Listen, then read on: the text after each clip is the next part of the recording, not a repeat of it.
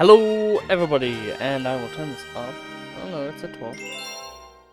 And welcome to Mario Galaxy.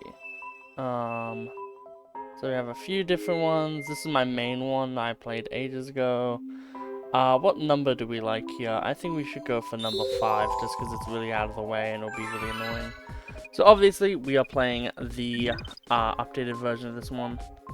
I guess we'll choose Yoshi because they have not been chosen yet, and who chooses Mario in a Mario game. There we go. Play the song. So, I have not completed this game, as you saw previously. I have gotten pretty close. Every 100 years, a comet appears in the skies above the Mushroom Kingdom. The comet was so large one year that it filled the skies and sent countless shooting stars raining down. The Toads brought the shooting stars to the castle, where they became the Great Power Star. It should have been a very happy time for the citizens of the Mushroom Kingdom. But it was that night of the Star Festival, held every 100 years to celebrate this comet, when Peach became the moon, and shit got real. Poor Sokka. The one person he really loved just became the moon. Dear Mario, I'll be waiting for you at the castle at the night of the Star Festival. There's something I'd like to give you. From Peach. It's called an invasion from Bowser. Yahoo! Yippee! Oh yeah, we don't have any of that yet. We don't even have any of the crouching things yet, so that's really sad. So this game is fairly different than any of the other Mario games we've done on the channel. I do need to redo the evening. I do need to redo the thumbnails for Mario Sunshine and make them look better. I feel like they had a lot of fun making this cutscene. Like they would have to have a lot of fun making this cutscene. This cutscene is like so cool. It really feels like this is the Mario 3. Like Mario Sunshine is the Mario world. And this is the Mario 3.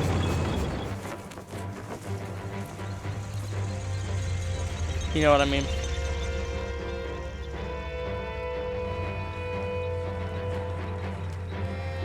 Well, I guess you could say it's the other way around, but like, it kind of fits no matter which way you put it.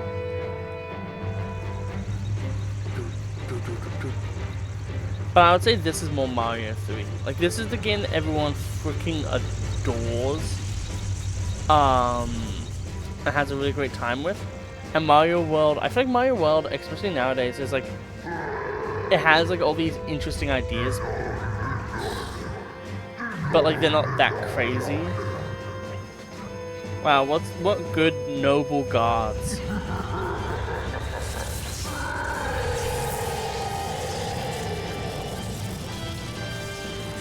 Man, they really should have gotten Doug Bowser to voice Bowser, you know, when he wasn't even part of the company. Man, look at that low texturing.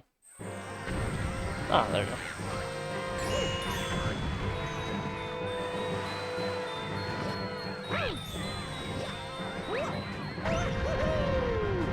Yeah, this game actually has a lot of good movement to it, which is why I think people go so crazy for it.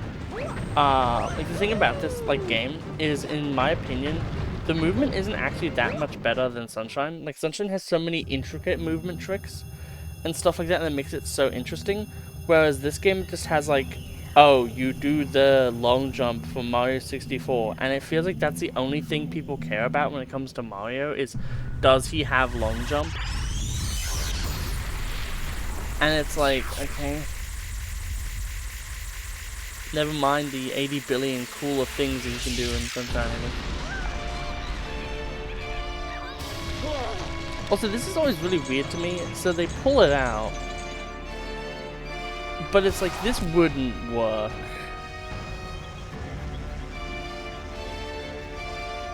Like, if those were like steel ships, then maybe.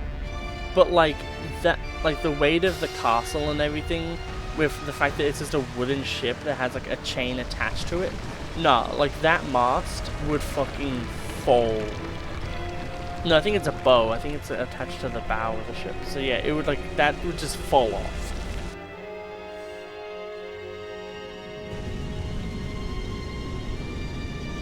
Also, I just love that there's just no anything under the castle.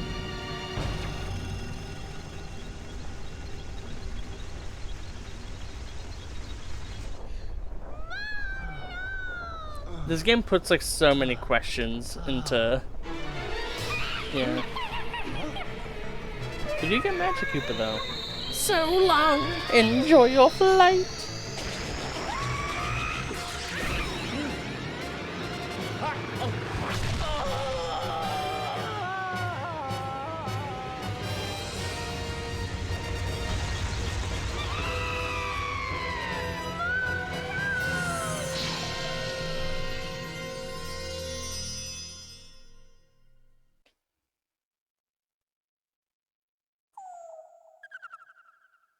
Like, if we're comparing this game to Mario Sunshine, story-wise, immediately, Sunshine has it.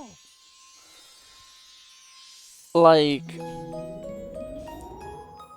even 64, I feel like, has a better story than this. Like, it's just a bunch of, like, front-loaded, like, silliness. Finally, you're awake. Let's play. Like, so the entire point is that, like, you come here, like, not even that, but, like, it's the Star Festival. Bowser's like, it's time to beat up the princess and steal her for stuff. But it's like, I will say, like, the game itself is really cool, and interesting and stuff. But, like, I don't think we should kid ourselves in saying, like, oh, the story of this game is so story. Because I feel like a lot of people really try to oversell how cool the story is. I think it's... Oh, okay. Ah, there we go, there's one.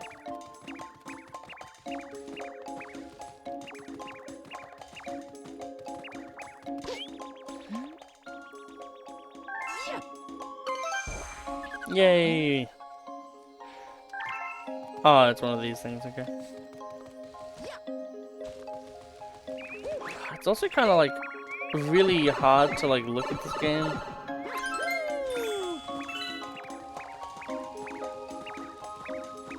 I don't know if you guys also have that, but like, Jesus, it's really hard to like very quickly rationale to this. Okay, now what will this one say? In the grass, you say? Well, those things aren't grass.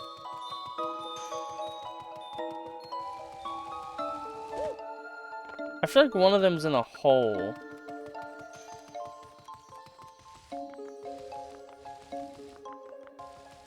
Oh no. Must be thinking of something later. But yeah, like, I really would like to hear your guys' like thoughts. Like, do you think the story of this game is a lot more compelling because it's just like all front-loaded? And if you don't know what that means, it means essentially like all of the story is, okay, Bowser immediately kidnaps it, we have the Star Festival, and in a little bit we'll learn about another character, and it's like, here we go, mama. And then it's like, boom, you know, all of this stuff, and then it's like, okay, now do the game. It's like, it has less subtext to it, but it's pretty much just Mario 64. Like, I feel like a lot of this game is just Mario 64, but again. And here she is, the reason why everyone freaking goons. Rosalina, the hot topic Starbucks enjoyer herself.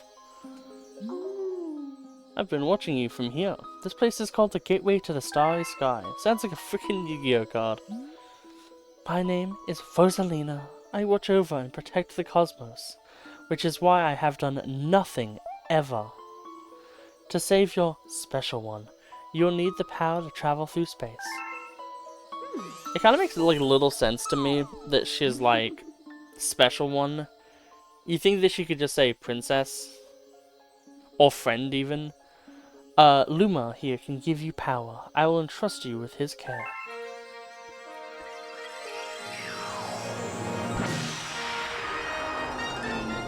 It's interesting that like in all of the RPGs, you usually get like a lot more female companions, like the Goomba researcher lady and stuff like that. But in all of these games, it's always like Cappy's a dude, this Luma's a dude. Flood is obviously a machine, but doesn't have a designated gender. It's interesting that like you can kind of tell if you're in like other versions of a game or not, because it's like what type of teammate Mario will get. Except for Mario and Luigi, because obviously it's Mario and Luigi. But I feel like people would want to have it that way because it's kind of the namesake. I should play 1000 Year Door. I mean, that's apparently a really good game.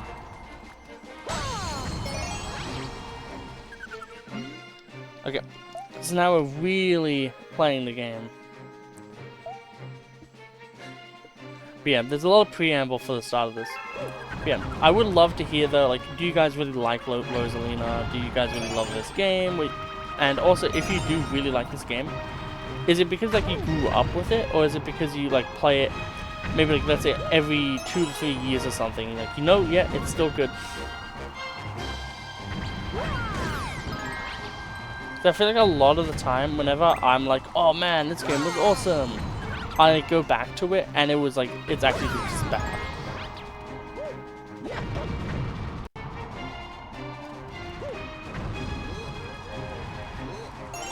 Okay, we have the ability to do it now. So awesome.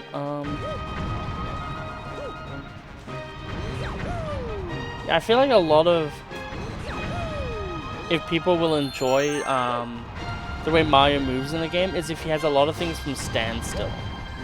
So like Sunshine is all about like really moving and then doing stuff, whereas like Mario 64 and stuff is a lot more about doing things from a standstill. So obviously long jumps are obviously doing something from a standstill and stuff like that.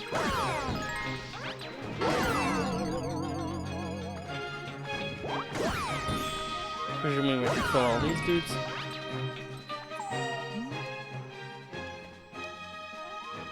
Okay. I love NPC dialogue.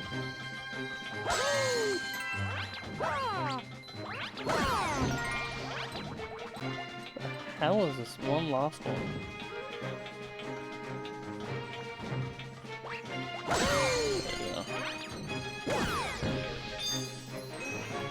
Yay, key. But like a lot of this game, like it just doesn't feel like, and I know Mario Odyssey will do this later, and that's its own bag of worms. But like, there's two different versions of 3D Mario. There's goal-based Mario, and then sandbox Mario. And I really enjoy sandbox Mario. I think that's completely fair.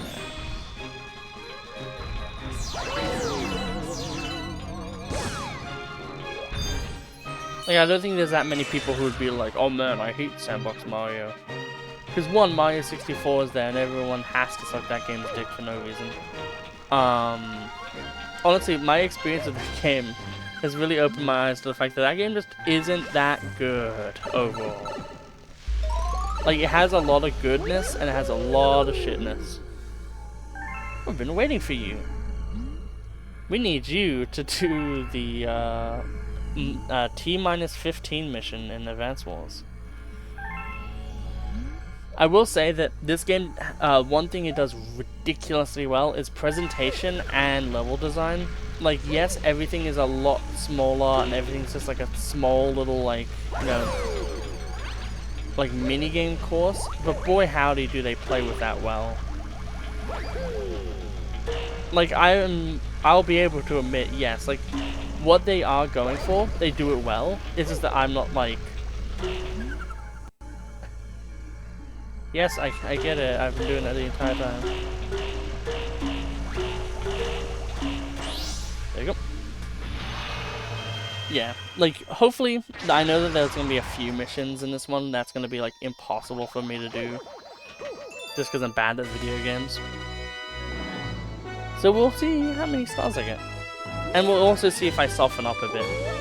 Because usually at the start of the game, I'll be either pessimistic or optimistic, and then usually it mellows out. Unless it's in Travenous, and then I'm always happy. I love that game. And here we are. This is one of the things I really do like about this game, is the observatory. It really does a great job in world building, and also just having a hub that's more interesting.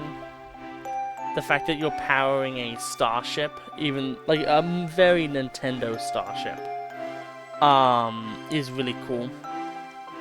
Like, that's a lot better of an idea, especially like narrative wise. Like, oh, the reason why you can't go places is because of this. Like, in Mario Sunshine, you could say it's kind of weird that you don't just go travel over the mountain to get to, like, Pianta Village, so you don't have to worry about anything. Whereas this game makes it obvious, like, you need to travel galaxies, you need this ship. Yeah. The beacon is lit again. It shines weakly, maybe only as bright as a Class 6 star, but at least the poor Lumers will survive now. Oh, thank you for saving the Grand Star. These star people are my family. They mean so much to me. Welcome to the Comet Observatory. It is my home, and the home of my Lumers. You see, we travel the starry skies, and we pass this area once every 100 years, but suddenly we stop in front of this planet. A strange force has latched onto our ship, pulling away star bits in our power source, the power stars. Our ship has lost power, so it entered a deep hibernation state, in which it couldn't move. Those who took your special one picked up the power stars, and discovered the power to cross the universe. Kind of mad shit that, like, power stars were like, oh hey, I gave my power star to this thing in a painting, and now it's like, oh hey, I have 5 power stars, I can now go to Mars. Please, I have a request. This observatory uses star power to project images of the galaxies that are scattered across space. And there is a chance that we can use our few remaining stars to look for even more power stars. These round rooms are called domes. I would have called them biomes, but that's me. We observe galaxies from domes such as these. I guess dome works, because if you're actually, like, viewing star-like things, that makes sense. But the only one that is working now is the one that was powered by the star power you just restored. It is the terrace. Please go to the terrace and recover more power stars from the galaxies you see from there. If we do that, we'll be able to restore this Comet Observatory's ability to fly like a starship. Then perhaps we can pursue the thieves who ran up with the remaining power stars. Mario's just like, Yahoo! Me play! It'd be very funny, if it's like, Mario looks at the camera and is like, this is what you guys wanted, right? More content. I will say that the long jump doesn't feel as good as 64's. Welcome! This dome acts as an eye of the observatory. From here, we can gaze upon the distant galaxies.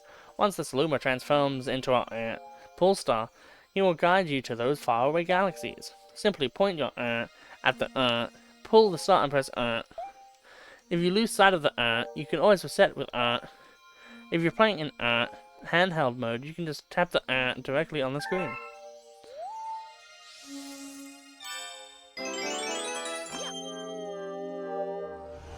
Yep, so we have the ability to do one. These are the galaxies that can be observed from this dome. The numbers represent the distance from the observatory. The bigger the number, the greater the distance. The more power stars you find, the farther you'll be able to travel. So let's open this galaxy up. I do think I'll try to do 40-minute videos for this, just because, especially for this first one. Yes, it is undeniable. We are detecting the power star energy patterns in the nearest galaxy. But I must warn you, the evil energy readings are off the charts, so be careful. It's definitely a Redditor. No, it's the Tumblr moderators. Dino Piranha. But yeah, this is the thing about this game, is it's a very interesting kind of like nitpick, but like it feels sad that you kind of like you do get to come back to these and get like alternate like things to do. Now if I'm correct, I'm pretty sure there's something you can do where it's like a bit farther away maybe. Ah, God damn it. 1, 2, 3. We'll try it later.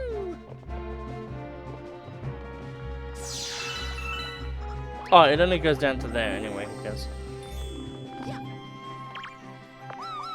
Yep. My friends are ahead, hurry! I'm so happy you can just press the Y button, it's so nice. Yeah, this is the actually proper game, essentially. And we are gonna have to collect a lot of, like, star bits. Ow.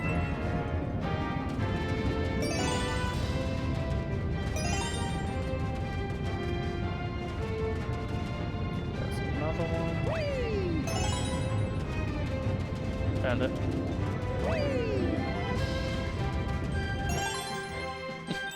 I'm gonna get squished.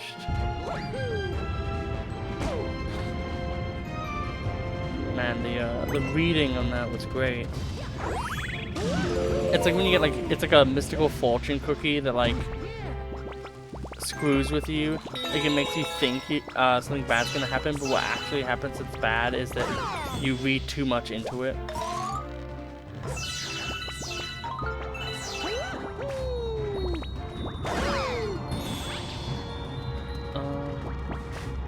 Where do we go from here?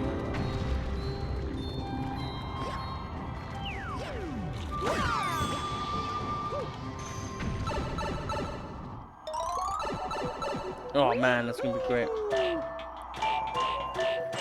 But like a lot of this game feels like it's just like a mass. It feels like when people when people install like a tech demo game, I always think of this game because it really like Nintendo does a really good job at ensuring that they want to show off the abilities of whatever their main console is at the time, what it's able to do well.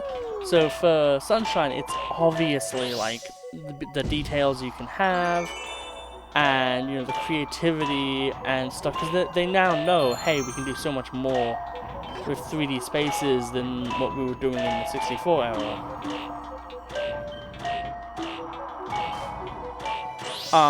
So because of that, it's like you get all these new interesting wacky ideas. And for Galaxy, obviously, it's the motion controls and everything.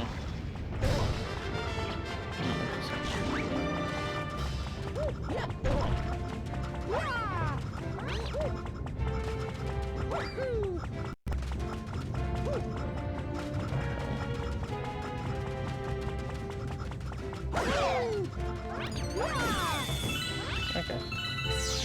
Grab all of those real quick. I will say this game does not control as well without a remote and nunchuck.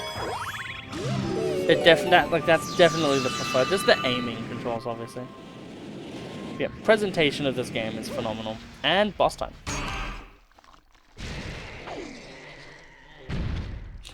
But yeah, I can definitely understand it. Like this game has a lot more gameplay to it, I will say. Like he just immediately gets into it. It doesn't like be silly. It doesn't fuss around. This game is definitely like, okay, we're gonna have a boss in each world. This is the boss for this world. Have fun. But at the same time, it feels like it loses a lot of like character. Like it's kind of like, oh, what is this boss? Oh, well, it's Petey Piranha, but like Dino.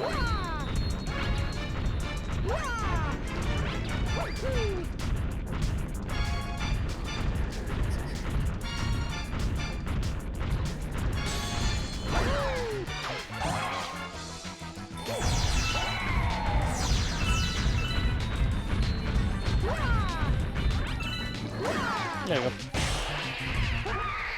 I like how being bold is what kills him. Definitely not the blunt force trauma.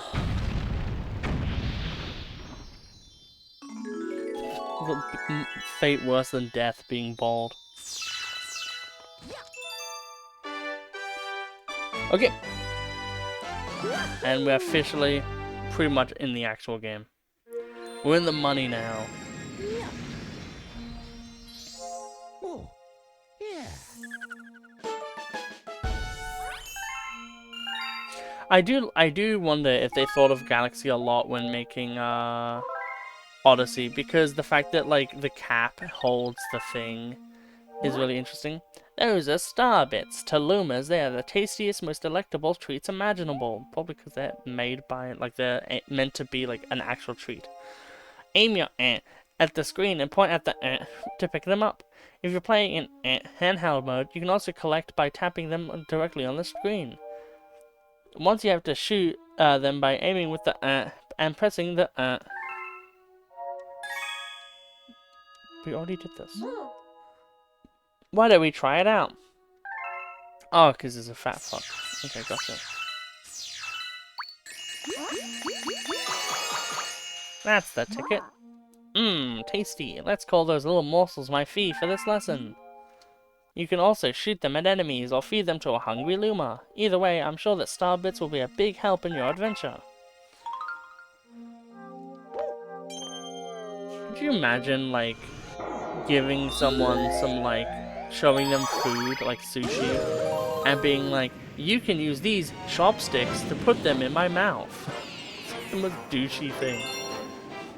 A snack of cosmic proportions.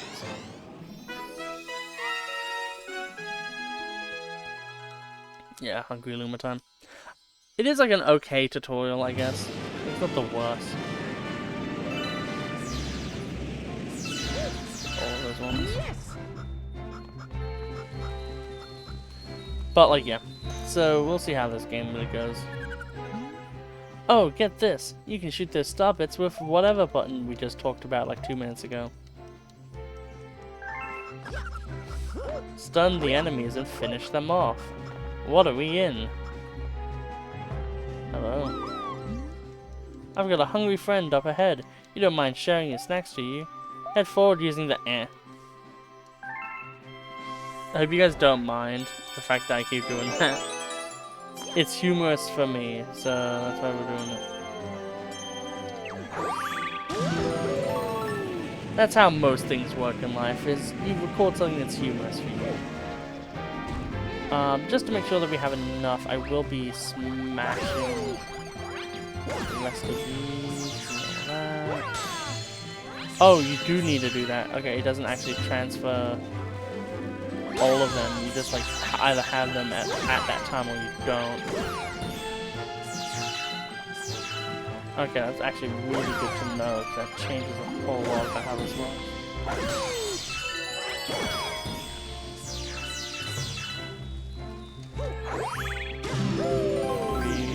That's how you play the game.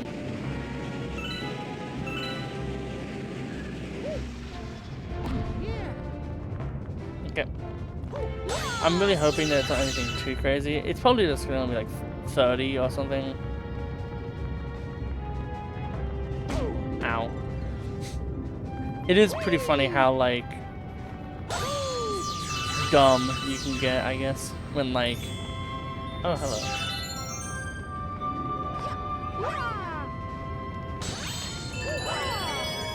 There you go. Ah, when you're focusing on it. I do like that you can just instantly, like, no matter where you are, like, recenter it with the R button. It's such a nice feature.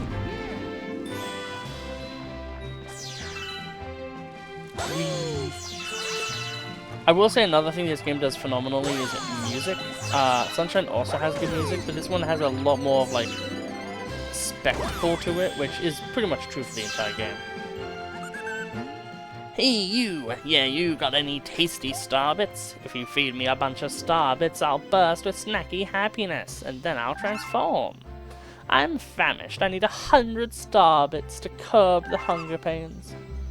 Well, I don't have that many, so you're gonna have to wait, buddy.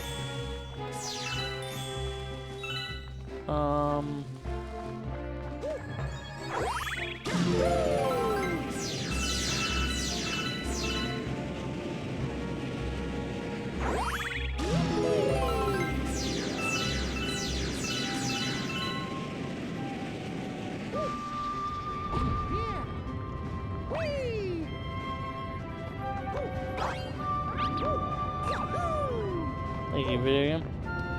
Oh.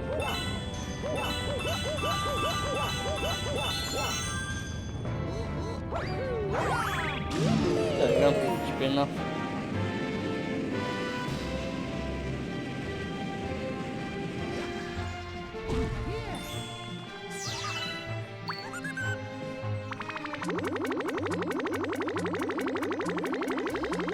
Isn't this such a fun mechanic, guys?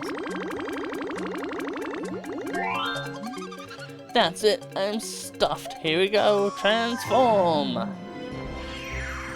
That voice will change 1,000 times. So one thing I really don't understand, so are Lumas just like cosmic energy? Like they can, like they're like a cosmic body that like is in like a pupa kind of like state? Or what? Because obviously they can become a planet, and I think galaxies as well, like in Galaxy 2 or whatever. So obviously it's a lot more than just what like we think about it.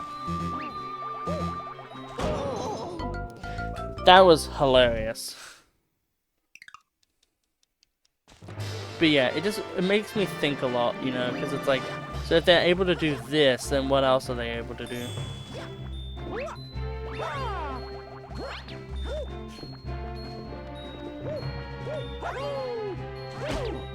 Oh.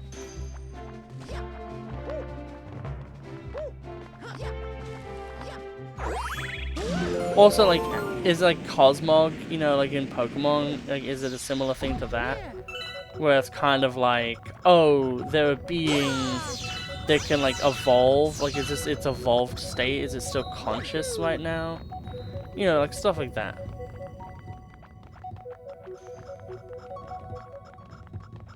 One of these is a hole, I remember that much.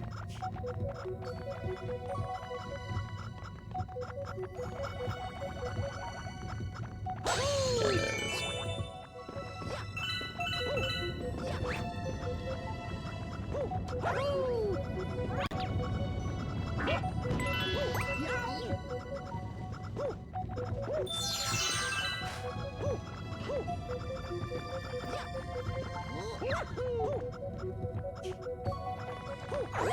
There we go. At least like the way you can get around in this game is really cool.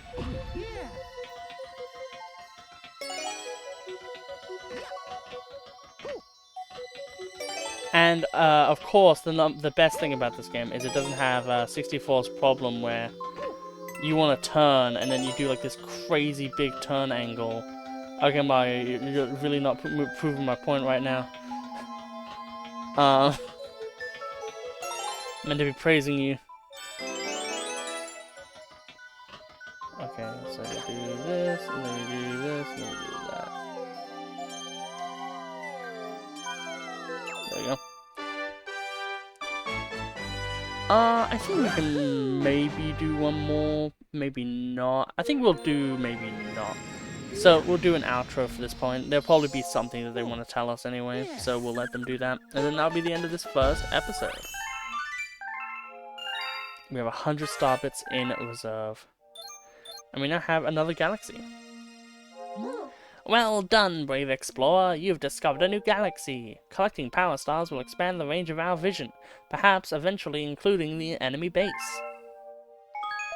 And then we'll use our cosmic Gatling guns to cosmically beat the crap out of them. It'd be so cool if she just had like a massive cannon. But yeah, that'll be all for this episode. I hope you all have an absolutely wonderful day, and I'll see you all in the next episode of this brand new series. Have a lovely day, and I'll see you all next time.